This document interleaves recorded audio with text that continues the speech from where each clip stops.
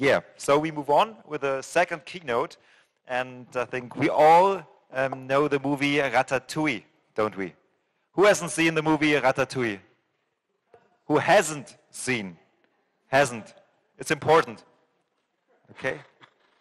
You notice the faces? Okay? Just one more time. Who hasn't seen? Just count, okay? What a shame. Okay.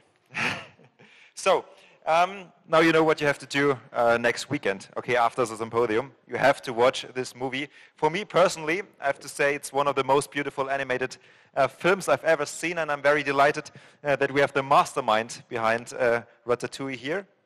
So, by the way, this wasn't his first Oscar he has won. He's a two-time Academy Award winner. A two-time Academy Award winner. No? What? One time. So I'm sorry. He's only a one-time Academy Award winner. What a shame. But the movie got it. The movie, yeah. That's right. So, and since the summer, he has been the head of Animationsinstitut in Filmakademie, Baden-Württemberg. We are about to listen to his keynote speech entitled Stories All Around Us. A big round of applause for Dr. Jan Pinkava. Thank you very much. Okay, people, let's go. I feel like I'm a little bit of, let's say I'm here under false pretenses. I'm not, I don't know jack about gaming, really. I have played a lot of games when I was younger, and my sons certainly do.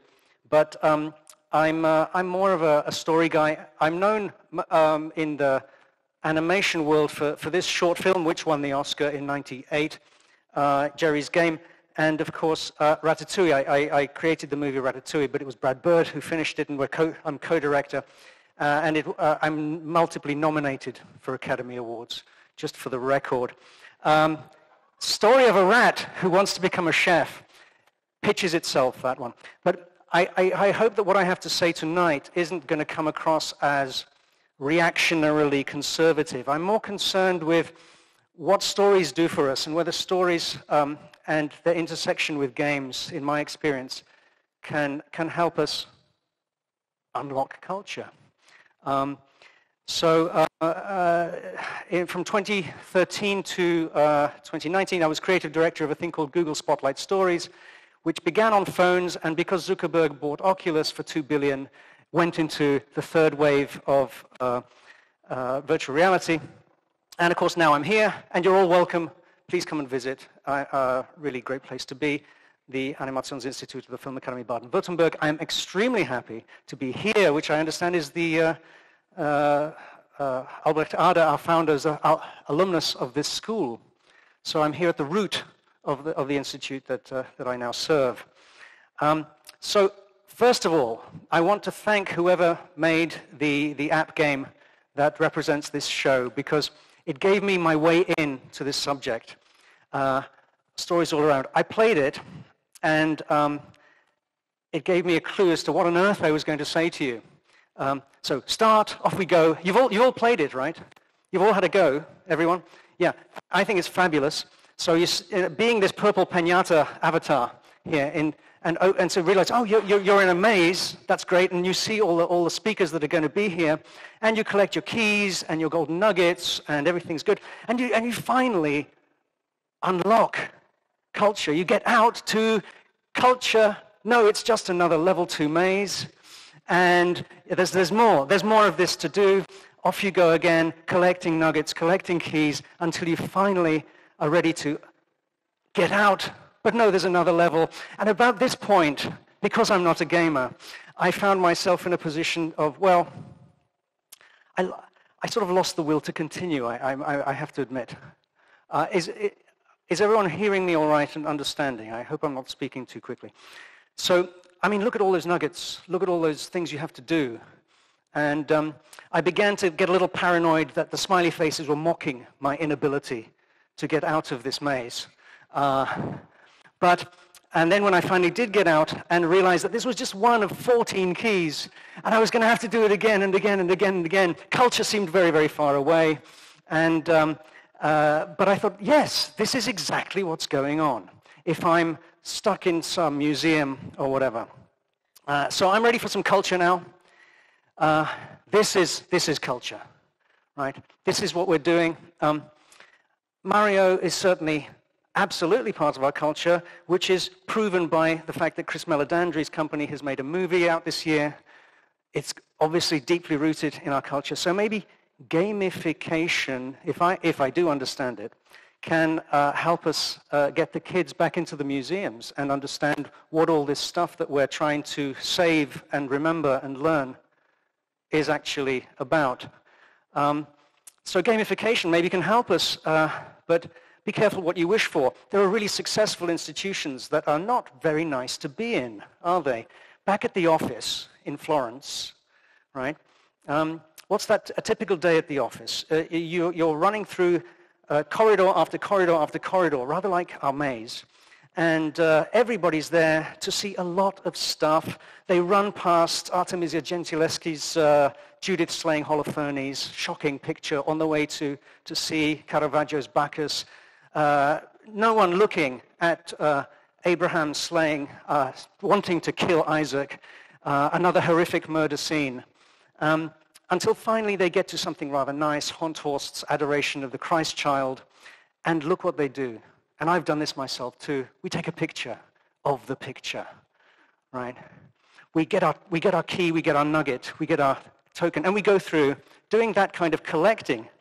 That's the game, isn't it? Collecting, having seen this, this, this, and this, and that's how we experience that kind of museum. The Vatican Museum's even worse. There's a heck of a lot more stuff there, right?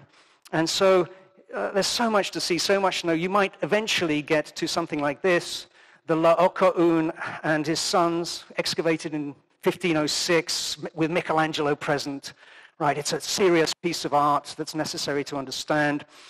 Someone's described it as the prototypical icon of human agony, which I think is great. And so from about 200 BC to the 70s, Hellenistic Baroque, Pliny the Elder said it was from the court of Emperor Titus, from the Rhodes School, multiple sculptors, lots to know about it, very interesting story, but the people don't care. They're collecting the pictures. Look at the kids, they're not interested, are they? How are they going to know what on earth this thing is about?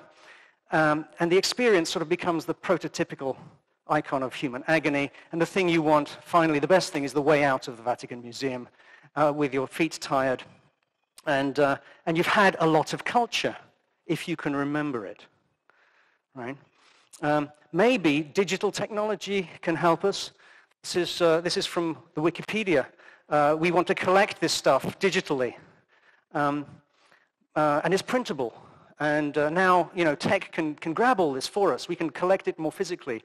But really, it's just a digital equivalent of this other stuff we used to do, which is collecting bad miniature reproductions of famous art.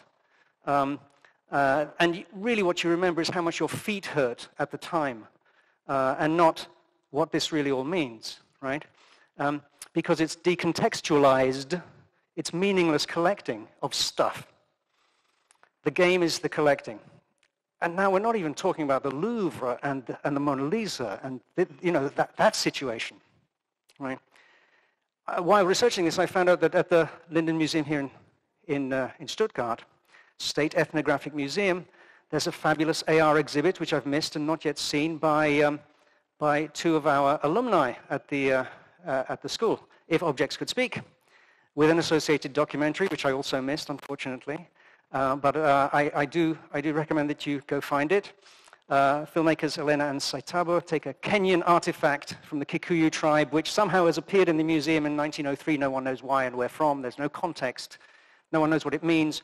And they take a scan and go back to Kenya, to its roots. And the thing they essentially complain about is that the museums are full of artifacts, stuff we've collected, right, and stored, imprisoned. But each one of these things has its own story. And these stories are sort of put away in drawers, and we don't really care about what those stories are. And they say very articulately, culture is very important because we identify by where we come from. That's part of who we are.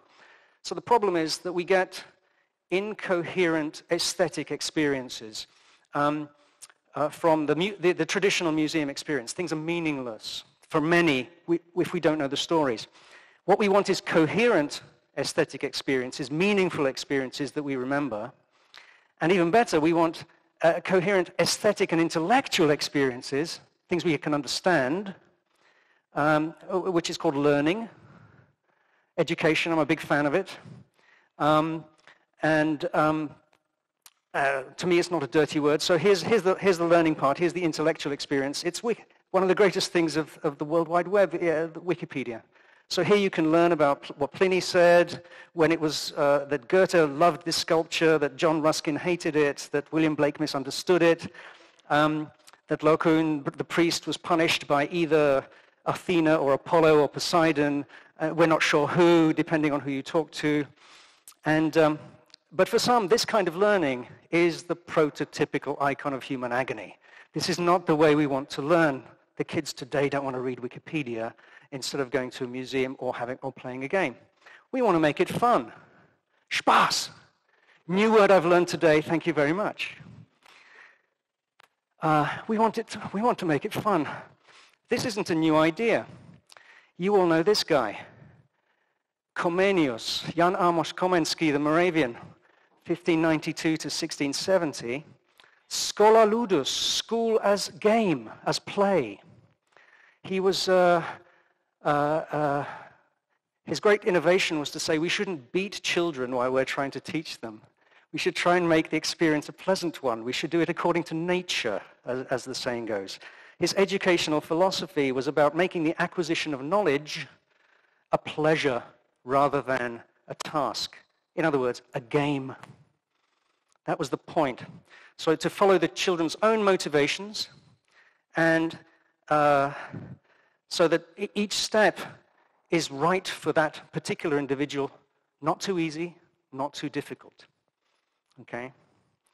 And his philosophy is essentially the definition of gamification, at least on Wikipedia.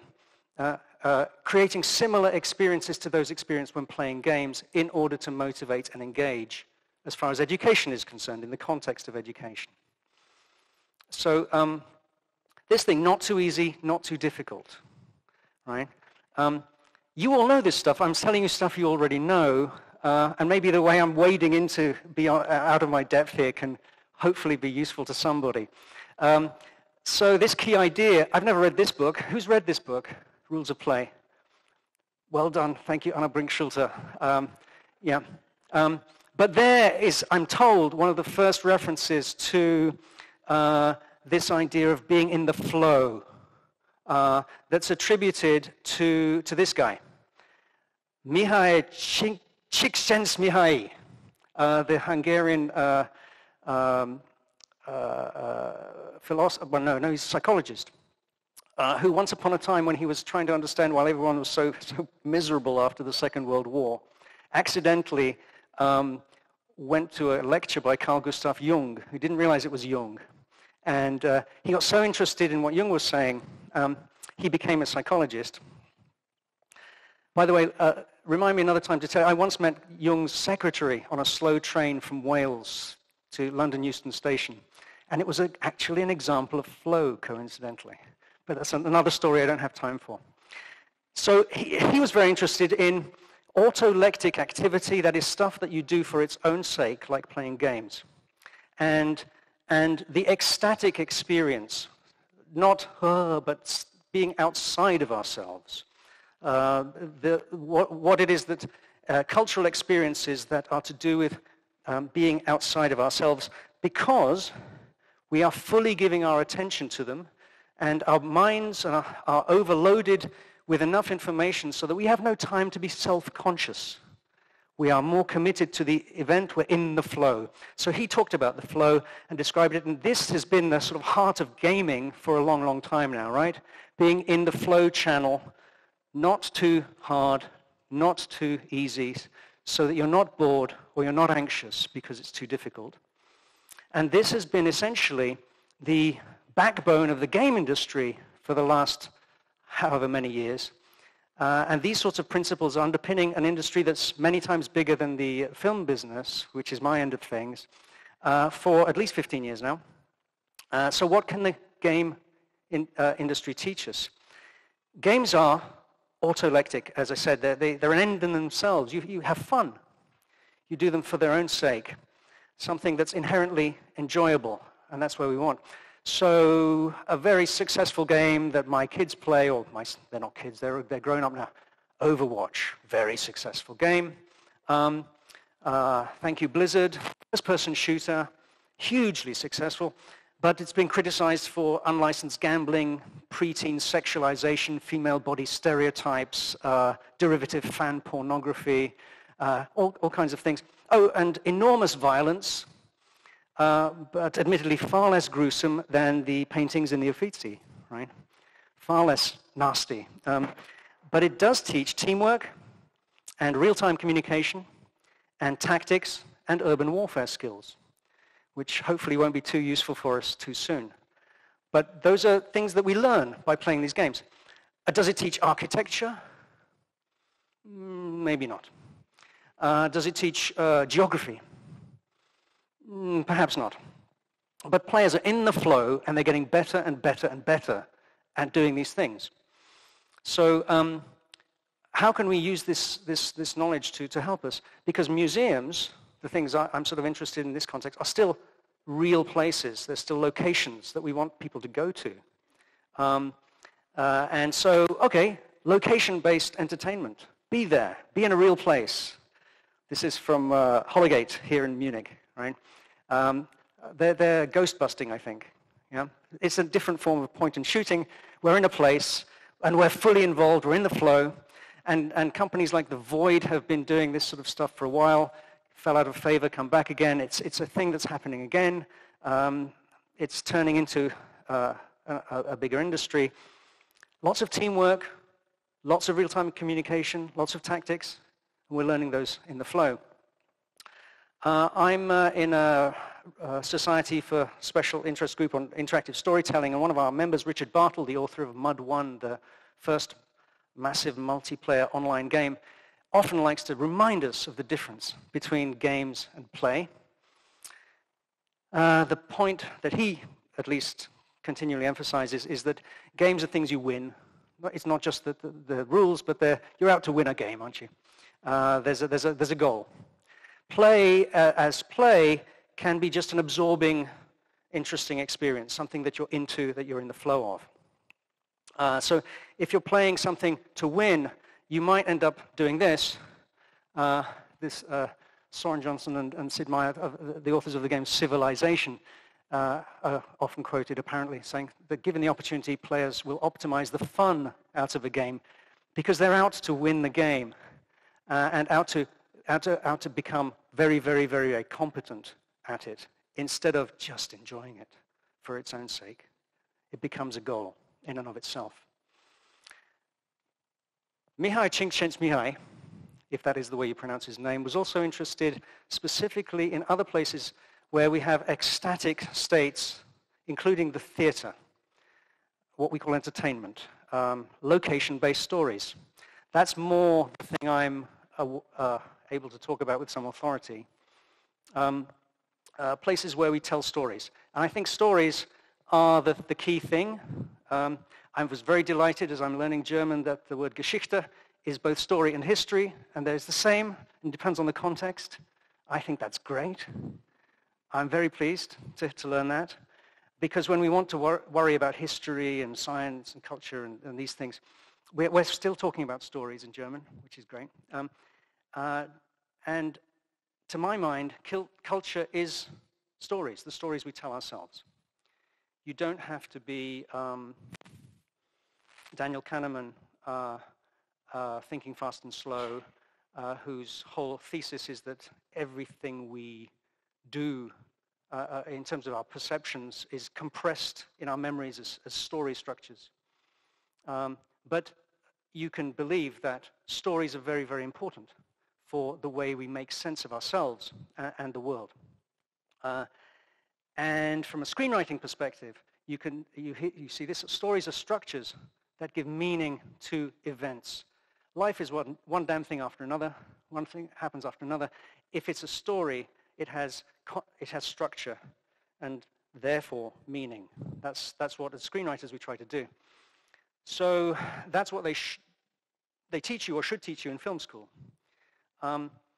This is the famous image of the Bushman storyteller from 1947, representing the oldest form of storytelling, real-time, interactive, immersive storytelling. The audience is enraptured, clearly, right? And he has their attention, and he's doing something we cannot quite yet do. Not quite yet, almost. We can't yet replicate this with technology, and people are trying very, very hard. Can we use game techniques, game technologies, to tell stories? So that's what we were doing at Google, beginning with a game engine on a phone, and I think I have a video here that sort of illustrates the progression from phones to Google Cardboard and VR, and really putting stories in the space around us, kind of as we do here rather beautifully, actually, because you don't know where to look if you're standing here, do you? You can look over here, or you can look over here. This is a very spatial environment. It's not just the one place to look at up here on the stage. And I'm very interested in stories in space, what that means. We made a lot of shows, 16 with award-winning directors, which taught us in the different ways that we made them about what it means to remove the screen from the story-making experience and to put a story in space. And sure enough, it should be no surprise that the directors and people who most took to this thing were theater people, not filmmakers, because people from the theater understand how to tell a story in space. Right? It's a natural thing. It was a shock to me, but kind of obvious in retrospect. Location-based entertainment. So one example of interesting virtual theater is a project that's happening now in our R&D department, part of the Horizon Europe-funded Emmy project, Mino XR. It's a multiplayer game based on Greek mythology. It's not a shooter, but you end up in Minos' maze, and you sort of stay there as you're trying to find out why you're there. And maybe as a side effect, you learn a little bit about Greek mythology and the Minotaur. But it's an example of this thing, which is under this rubric of VR, AR, MR, XR, Web 3.0, metaverse, all these words, which are spatial computing. And I think there's a new word out now. We've already left that one behind. But it's about this new time when we're used to things on screens, information on screens, and we're going to put the information in space around us, and that's how we're going to interact with our knowledge and our stories in space around us. That's the idea. You probably all remember this.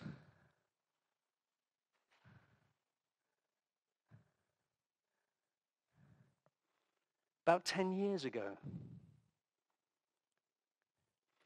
this was Magic Leap's promotional lie that they could do this, and they still exist, of course, having had all kinds of troubles. But they showed us what it is that they were going to do 10 years before they could do it, and we're still trying to catch up with that idea that we're going to put things in space, making it real. But actually, we're not so far away from it. A company called More is More in Czech Republic a couple of years ago did a thing in the National Museum of Prague where they scanned the room, designed and built in the Unity game engine, everything. Visitors download an app, and then they see this whale, which is the mascot of the Prague Museum, in augmented reality, and get a sense of what it actually looked like and not just look at bones. So it sort of brings things alive some more. And apparently the only downside is that people want the same experience in the other rooms and wonder why it's not there yet.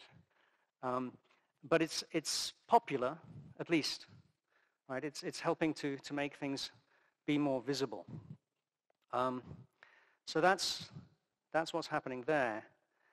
But actually, of course, this isn't the experience, what we see in this promotional video. The experience is this. You've got your phone out in front of you, and you're seeing on this tiny little window into this other world. This is the experience, not the other stuff, with augmented reality as it is today for most of us, right? So it's hardly immersive, but we're banking on all this VR getting better and better. Headsets are coming at us thick and fast, and despite Magic Leap's failure before, they've discontinued these glasses now. There's more coming, there's more coming, there's more coming. Apple are in the game.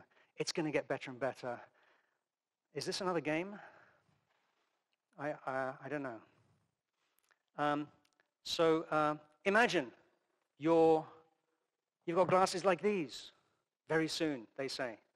And you can put them on, and as you arrive in the museum, you put your glasses on.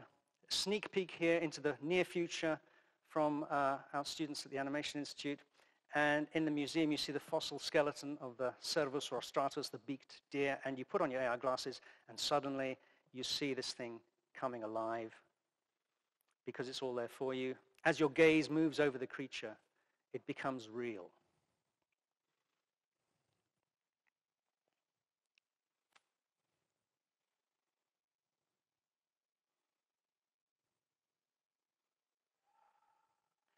This is actually a work in progress for a visual effects offline rendered thing, not at all what I just said it was. It's something that might happen. I'm again pretending. It's not real AR, but it's, and there's no such thing as the Cervus rostratus. It's a made-up creature.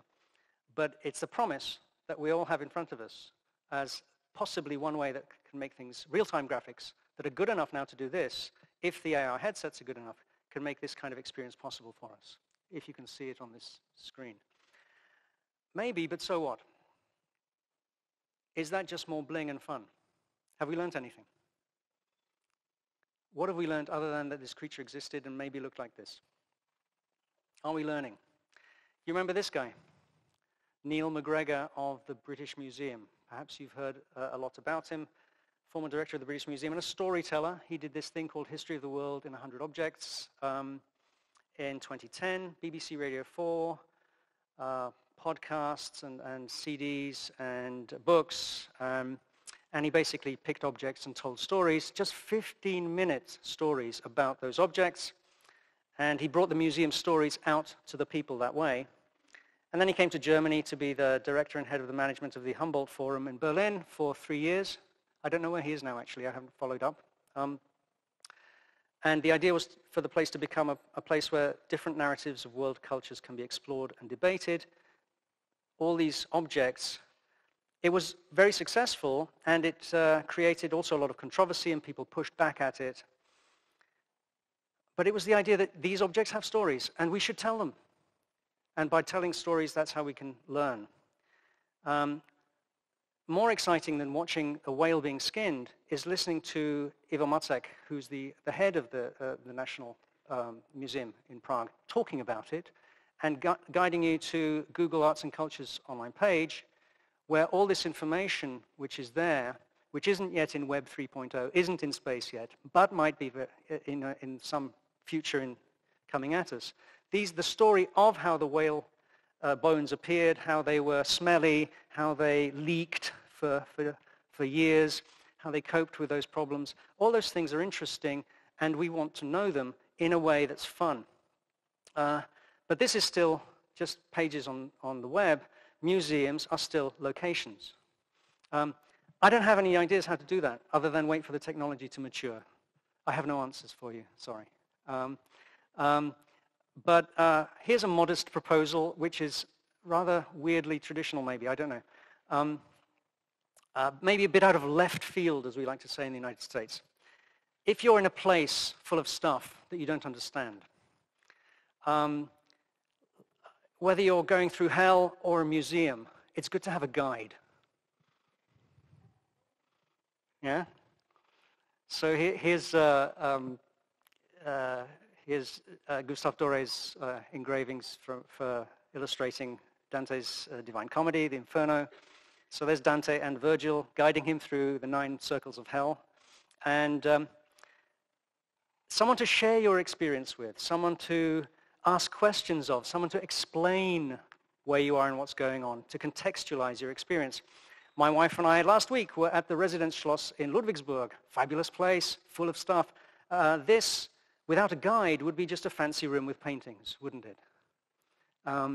But because we had a guide, a very lovely woman who was extremely engaging and answered all our questions and was interesting to listen to, told us all about Prince Friedrich Ludwig's hemophilia and untimely death because he was the offspring of first cousin's marriage, about the decadent excesses of Duke Carl Eugene and his countless illegitimate children and making his conquests wear blue shoes and horrible, ugly things like that we're glad are behind us now.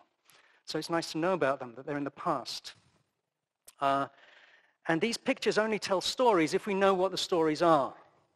Someone has to tell those stories to us, right? And rooms like this, which are lined with sculptures of Turkish prisoners. Apparently, Turkish tourists like to have their pictures taken in here, ignorant of the fact that there are Turkish prisoners all over the walls, or perhaps because there are Turkish prisoners all over the walls. Maybe that's why, ironically, if they know that. I don't know. But that's an interesting thing. Oh, and there's lots of places to play games and the theater as well. So we can all, on a phone like this today, find a guide, get ourselves a scanned person. This is real-time technology we all have access to, just with my phone. I just did it the other day. And I can put this person in my living room. And here he is. He can't move yet, unfortunately, not on my phone. But imagine, in the very near future, this person can move and talk, and with AI, a good reason to use AI, can talk to me and answer my questions in any language. Why not? All the infrastructure's there.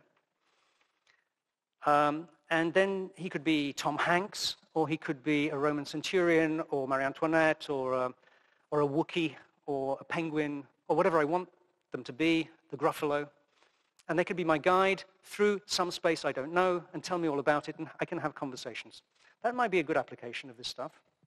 And it turns out it's sort of been done already by our friends at Nexus Studios in London, in South Korea, with South Korean Telecom and Google, the world's first AR guided tour, a year and a half, 2 years, in Changdok Palace in Seoul, a UNESCO World Heritage Site.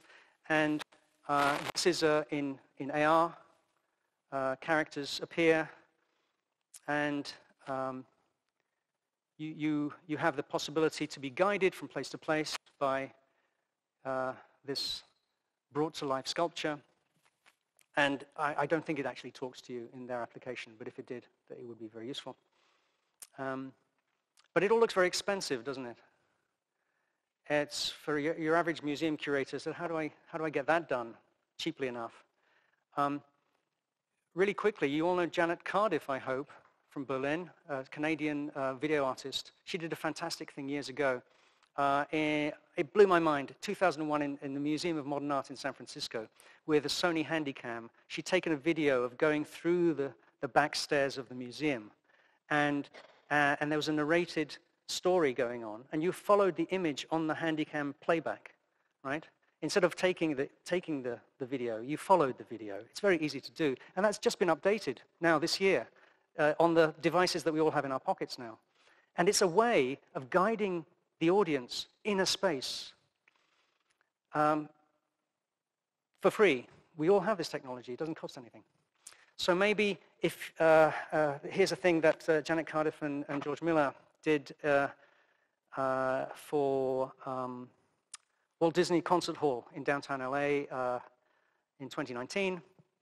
It's an experience, and there's a guide there. There's a character in costume on the video that you're replaying and putting in front of the place you're in.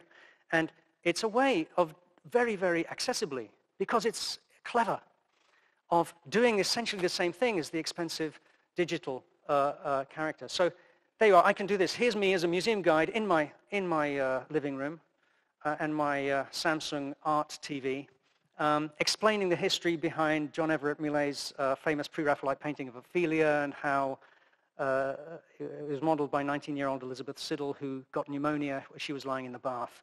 and lots of things to talk about. And I could prototype all my interactions and stories in video and give you the experience that you kind of will have once I can be a penguin in the next iteration of the technology. That's all I have to say to you. I hope there was an idea in somewhere that made it useful. Thank you.